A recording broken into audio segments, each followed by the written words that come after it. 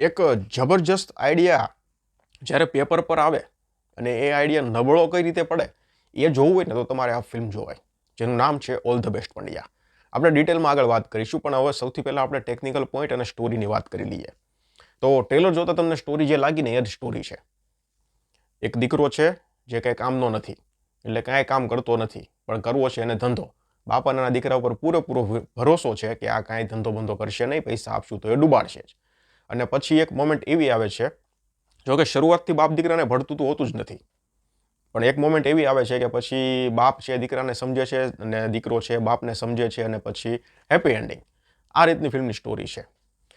જેના દિમાગમાં આઈડિયા આવ્યો છે ને એ કદાચ કોઈ ડિરેક્ટર કે પછી રાઇટર, અને એણે આ ફિલ્મની જે સફળતા વિચારી છે ને એ હું વિચારી શકું છું કે હા, આ આઈડિયા ઉપર ફિલ્મ એક જબરજસ્ત ફેમિલી એન્ટરટેનમેન્ટ આપે એવી ફિલ્મ બને.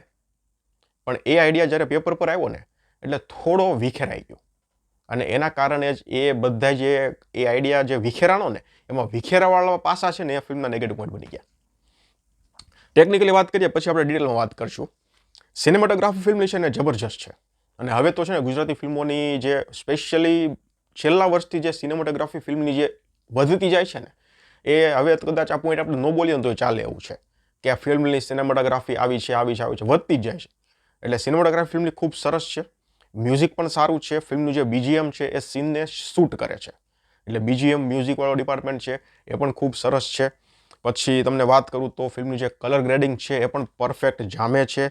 ફિલ્મનો જે સ્ક્રીન પ્લે છે ને એ અહીંયા ક્યાંક ને ક્યાંક થોડો નબળો છે. ડિસન્ટ કહી, હું હાવ નબળો નહીં કહું, પણ ડિસન્ટ છે. કારણ કે ફિલ્મ શરૂઆતમાંથી તો સીધી પીક પકડે છે. ઇન્ટરવલ બ્લોક આવે ને એટલે તમને એમ થઈ જાય છે કે ભાઈ હવે ફિલ્મમાં આવશે અસલી મજા. પણ પછી જે આખી ફિલ્મ વિખાય છે ને એ એમ થાય છે કે યાર થોડુંક રહી ગયું, એ ટાઈપનો સ્ક્રીન પ્લે થઈ જાય છે. ડાયલોગની વાત કરીએ તો ડાયલોગ સારા છે, અને ડાયલોગની ડિલિવરી પણ સારી છે. કોમિક પંચીસ હોય કે પછી ઇમોશનલ ડાયલોગ હોય, જે કલાકારોના ભાગમાં જે રીતના ડાયલોગ આવ્યા છે બધાએ પરફેક્ટ ડિલિવરી કરી છે, એટલે એ વસ્તુ ખૂબ સરસ છે. ફિલ્મનું કાસ્ટિંગ પણ જબરજસ્ત છે, બધા વચ્ચેની બોન્ડિંગ, તમે એક ફેમિલી મેમ્બર તરીકે તમે જો દર્શન જરીવાલા છે, વંદના પાઠક છે અને મલ્હાર ઠાકર છે, આ એક ફેમિલી છે, તો એ ફેમિલી વચ્ચેનું બોન્ડિંગ એઝ અ ફેમિલી તમને પડદા પર જોવાની પણ મજા આવશે.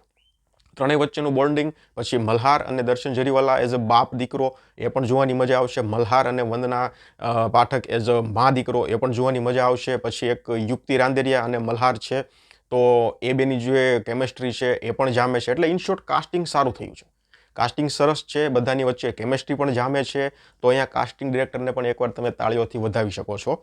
હવે બીજું છે ને મેઇન મુદ્દો, હવે હું આવું છું મેઇન મુદ્દા પર, કે મેકર્સે જે કોર્ટરૂમ ડ્રામા, જો આ ફિલ્મમાં શું છે તમને હું પહેલાં કહી દઉં. જો એક્શન છે, થોડી કોમેડી છે, થોડો ડ્રામા છે, પછી વધારે પડતો કોર્ટરૂમ ડ્રામા છે, ઇમોશન છે, રોમાન્સ છે, એક્શન છે, આ બધું થોડું છે. આ બધા થોડામાં જે કોર્ટરૂમ ડ્રામા છે ને એ વધારે છે, બરોબર. તો હવે અહીંયા મેકર્સે લગભગ એક ભૂલ એ કરી છે કે કોર્ટરૂમ ડ્રામામાં મેકર્સે જે લિબર્ટી લીધી છે ને એ નહોતી લેવી. જો લેવાય લિબર્ટી, પણ આમાં થોડી વધારે પડતી લઈ લીધી છે. બાકીના જે ડિપાર્ટમેન્ટ રહ્યું ને એક્શન, ઇમોશન, પછી ઘરનો જે ડ્રામા, ફેમિલી ડ્રામા છે, રોમાન્સ છે, કોમેડી છે, એ બધામાં લિબર્ટી લઈને તો હાલે કે ભાઈ આ યુક્તિ રાંદેરિયા અને મલ્હાર ઠાકરને આટલો જલ્દી લવ કઈ રીતે થઈ ગયો. તો કે આમ જુઓ ને એઝ અ ફિલ્મ તરીકે, આમ દર્શક તરીકે તમે કહો ને તો કે ભાઈ ફિલ્મ છે એટલે હાલે, વાંધો નહીં, કારણ કે એ કડી પણ આગળ પછી જોડવાની હોય, એટલે ત્યાં મેકર્સ લિબર્ટી લઈ શકે કે ભાઈ આટલો જલ્દી પ્રેમ આપણે ત્યાં સવાલ ન ઉઠાવી શકીએ. ફિલ્મ છે ભાઈ, ફિલ્મમાં ગમે એ થાય, એટલે ન્યા મેકર્સ લિબર્ટી લે તો ચાલે. પણ કોર્ટરૂમ ડ્રામામાં થોડુંક રિયલિસ્ટિક લાગે ને એવું રાખવાનું હતું. હાવ નથી રાખ્યું હું નથી કહેતો, પણ અહીંયા જે લિબર્ટી લીધી છે ને એ લેવાની જરૂર નહોતી. કારણ કે અહીંયા જજ જે છે ને, જજને જોલી એલએલબી વાળા જે જજ સૌરભ શુક્લા છે ને એની જેવું ક્યાંક ને ક્યાંક કેરેક્ટર કરવાની ટ્રાય કરી છે, પણ અહીંયા થોડું જજનું કેરેક્ટર વધારે પડતું થોડુંક ફની થઈ ગયું ને એવું મને લાગ્યું. અને બીજા ઘણા કોર્ટરૂમના રિલેટેડ જે મેકર્સે જે થોડી લિબર્ટી વધારે પડતી લીધી છે ને, ઘણા તમે ફિલ્મ જોશો તો તમને ખબર પડશે. એટલે અહીંયા થોડું વધારે થઈ ગયું છે. એ થોડુંક લિમિટમાં જો લિબર્ટી લઈ અને થોડુંક રિયાલિટીની નજીક રાખ્યું હોત ને તો આ કોર્ટરૂમ ડ્રામા જોવાની થોડીક વધારે મજા આવત. બીજો એક પોઈન્ટ એ છે કે અહીંયા બાપ અને દીકરા વચ્ચેનો સંબંધ છે ને એ થોડો વધારે પડતો બતાવવાની જરૂર હતી. જોકે પહેલાં એ બંનેનો ઝઘડો અને એ બંનેને ભળતું નથી ને જામતું નથી ને એ બધું બતાવ્યું બરોબર છે. પછી જે ઇમોશનવાળો ડિપાર્ટમેન્ટ છે ને એમાં પણ થોડો સંબંધ વધારે બતાવવાની જરૂર હતી. રોમાન્સવાળો કદાચ ડિપાર્ટમેન્ટ કાઢી પણ નાખ્યો હોત ને આમાંથી તો પણ ચાલત. હું એમાં જરીક પણ આમ તેમ નથી. એને કદાચ થોડો ઓછો પેસિંગ આપ્યું હોત કે ઓછો ટાઈમિંગ આપી અને પછી બાપ દીકરાના જે ઇમોશનલ સંબંધ છે એને થોડોક વધારે બતાવ્યું હોત ને તો દર્શક થોડું વધારે પડતું ફિલ્મ સાથે કનેક્ટ કરત. આવું મારું પર્સનલ માનવું છે. કોમેડીની વાત કરીએ ને તો કોમેડી ખાલી ફ્લેવર જ મારેલો છે. વધારે પડતી કોમેડીની આશા નહીં લેવાની, નહીં રાખીને જવાની કે ભાઈ મલ્હાર છે એટલે કોમેડી હશે. ખાલી ફ્લેવર જ છે. કોર્ટરૂમ ડ્રામા લખાયો સારો છે પણ મેં આગળ વાત કરી એમ થોડી વધારે લિબર્ટી લેવાઈ ગઈ છે. એમાં થોડું વધારે પડતું ડ્રામા જેવું લાગે છે. એટલે એ વસ્તુ અહીંયા નેગેટિવ થશે. પછી ઘણા મુદ્દાઓ એવા છે આ ફિલ્મમાં ઇન્ટરવલ પછી મુદ્દાઓ અમુક એવા છે કે તમને એમ થશે કે આવું કેમ, આ શું, આનું કેમ આમ થઈ ગયું, આનું તો મને ખબર જ ન પડી. આવું તમને ફીલ થશે અમુક જો ધ્યાનથી જોશો ને તોની વાત છે. હવે જો એક્ટિંગની વાત કરીએ ને તો ઘણા કલાકારો છે આમાં. મુખ્ય તે 4 થી 5 કલાકારો છે. એક તો જે તમને ટ્રેલરમાં દેખાય છે બધા ગણો ને તમે, મલ્હાર ઠાકર છે, દર્શન જરીવાલા છે, વંદના પાઠક છે, યુક્તિ રાંદેરિયા છે. તો આ બધા મુખ્ય કલાકારો છે. પછી આના સિવાય નાના નાના રોલમાં ઘણા છે. તમને કહું ને તો જો ફિરોઝ ઈરાની, વૈદિક ઝવેરી, નિસર્ગ ત્રિવેદી, અર્ચન ત્રિવેદી, પ્રેમ ગઢવી, ઘણા બધા કલાકારો છે જેના નાના મોટા રોલ છે. એક્ટિંગ બધાની સુપર છે. એ નાનો રોલ હોય કે મુખ્ય રોલ હોય, જજનો રોલ હોય, મુખ્ય હીરો હોય, હિરોઈન હોય, કોઈ પણ હોય, બધાનું બોન્ડિંગ, બધાની કેમેસ્ટ્રી, બધાની એક્ટિંગ, બધાની ડાયલોગ ડિલિવરી બધું પરફેક્ટ છે. એટલે મેં આગળ વાત કરી એમ કલાકારોની જે કાસ્ટિંગ થયું છે એ સુપર થયું છે. હવે બીજી વાત તમને કહું, મલ્હાર ઠાકર વિશે થોડી વાત કરવી છે. મલ્હાર ઠાકર છે ને, મેં ટેલર રિવ્યુમાં પણ વાત કરી હતી. મલ્હાર ઠાકરનું જે કોમિક ટાઈમિંગ છે ને એ તો આખું યુનિક જ છે બરોબર. પ્લસ અહીંયા તમને થોડા ઇમોશન ભાગમાં પણ જોવા મળશે, થોડું એક્શન કરતાં પણ જોવા મળશે. અને આ રૂપ આપણે લગભગ આગળની ફિલ્મોમાં પણ જોયું છે પણ થોડું જોયું છે. વેનીલા આઈસ્ક્રીમમાં આપણે એને ઇમોશનલ પણ જોયા છે અને આમાં પણ એ તમને ઇમોશનલ કરશે. મલ્હાર ઠાકર છે ને તમે મલ્હાર ઠાકર જ રહેવા દો.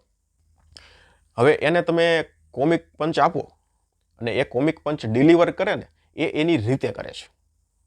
હું અહીંયા એ કહીશ કે યશ સોની પણ કોમિક પંચ એ રીતે ડિલિવર નથી કરી શકતા જે રીતે મલ્હાર ઠાકર એની રીતથી કરે છે. એની રીતથી એ કોમિક પંચ ડિલિવર કરે છે ને એટલે સીટ ઉપર બેઠેલો જે દર્શક છે એ આનંદ અનુભવે છે. મેં કોમિક પંચ ડિલિવર કરતા યશ સોનીને ઘણા ફિલ્મમાં જોયા છે પણ આટલું પરફેક્શનથી એ નથી કર્યું. હા, સિરિયસ અવતારમાં જે જગતમાં તમે યશ સોની જોયા હશે તો જબરજસ્ત કામ કર્યું છે. પણ મલ્હાર ઠાકરને તમે એવા સિરિયસ અવતારમાં લગભગ નહીં જોયા હોય. આશા કરીએ ભવિષ્યમાં કોઈ સિરિયસ રોલ જેવો યશ સોનીને જગતમાં મળ્યો એવો મલ્હાર ઠાકરને કોઈ ફિલ્મમાં મળે તો એ વ્યક્તિ પણ એ કરશે, પણ એ એના અંદાજમાં કરશે. અત્યારે જે મલ્હાર ઠાકર કોમેડી કરે છે ને એ એક જેવું નથી પણ એ એનું અલગ છે. એ રીતે એ કરે છે અને એ જોવાની મજા આવે છે. હવે એ પડદા પર જે કાંઈ કરે બરોબર, મલ્હાર ઠાકર પડદા પર રડતા હોય કે કોમેડી કરતા હોય કે એક્શન કરતા હોય, જે કાંઈ કરતા હોય, XYZ જે કાંઈ કરતા હોય, સીટમાં બેઠેલા દર્શકને એ જોવાની મજા આવે, આનંદ આવે તો બીજું શું જોઈએ આપણે. કોર્ટરૂમ ડ્રામા પસંદ હોય તો પણ આ ફિલ્મ જોઈએ. હા, કોર્ટરૂમ ડ્રામા જો તમને પસંદ નથી ને તો પછી તમે દૂર જ રહેજો, તો પછી તમારું કાંઈ કામ નથી.